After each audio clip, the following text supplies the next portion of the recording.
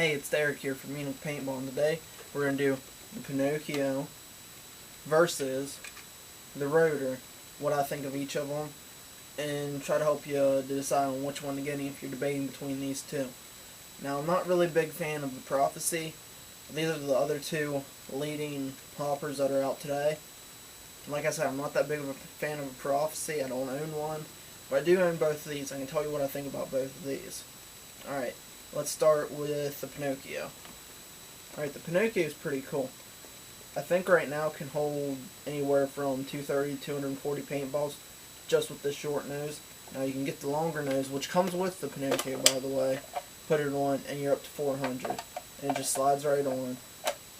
It's pretty much toolless right there. Also with the Pinokio, you can take this off, get inside there, clean everything out, say if the ball broke or anything. Now both this and the Rotor claim to feed 30 balls per second. I haven't tested any of that out yet. I'll just tell you what they claim that they can get. I mean, I've had no problems with this Rotor jamming, with this Pinokio jamming, or anything. It feeds great. Alright, now let's go to some of the specs on the Rotor. Alright, the Rotor only holds about, I want to say 180 paintballs. It might even be a little bit less than that.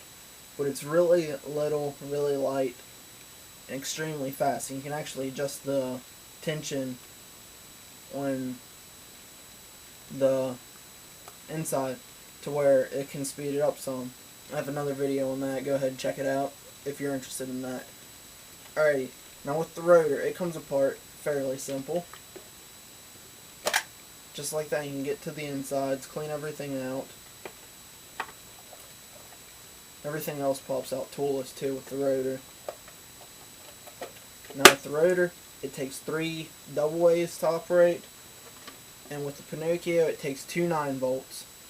So I found out that both of these hoppers get extremely good battery life. Can't really tell you which one lasts longer, but I can tell you that all last season, never had to change batteries with this. I've had this half of last season, I've yet to change batteries with it.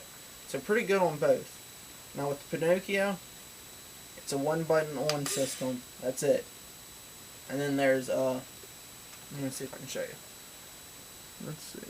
Nope, it's going to be too dark. Alright, but there's actually a little tiny bend sensor in here that whenever paintballs roll past it, it tells it to spin. I believe the Vulcan VMAX operates similar to this. It's a little bit different. I think it uses a wheel instead of a bend system, but it's pretty much the same thing. Alright, now with the Rotor, what you have is 1-button on, but it uses a tension system. Whenever it feels tension on that stack, it stops. It cuts off the motor. As soon as it releases tension, it starts going again. Also, the Rotor has an anti-jam trigger. Pinokio does not. Like I said, I have yet to have a ball jam in Pinokio.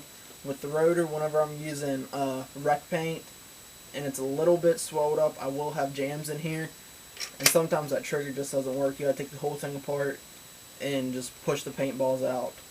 I mean, that's only happened to me 3 or 4 times, but it's just something to remember. Alright, now with the Rotor, it's in this very durable plastic. The shell is very durable. I mean, it's an extremely hard plastic. Now with the Pinokio, it kind of reminds me of the plastic that the View-Loader Velocity and the old Halos were made out of. And, you know, with them, they all start cracking around where the screws are. Let me get that camera. This is yet to crack, but it just reminds me of that same type of plastic, and I think this will start to crack in a couple years. So if you're somebody that wants something that's going to last for a long time, definitely go with the die Rotor. I mean, I might be wrong about this plastic, but it feels to be the exact same plastic. And everybody knows that Halos, their shells crack, Velocities, their shells crack. So it's just something to keep in mind. Now with both of them, I do have speed feeds on them. And I actually have exalt speed feeds on both of them. So you can get speed feeds for both of them, no problem. I mean, there's a million companies out there that make speed feeds. Exalt just happens to be my favorite. Now if you do go with the die Rotor, I do not recommend getting the die speed feed I had it originally, and that thing was complete junk. I know that they came out with a version 2. I was a little testy to get it, and then I just picked up this exalt. I mean, for, I think, what do they retail? 15, 20 bucks, and the dial one's like 30. Can't go wrong with the exalt. Alright, now what do I think of both of them? If you're a serious tournament player, definitely go with the Rotor because it's a lot smaller, and it's so easy to take apart if something did go wrong with it.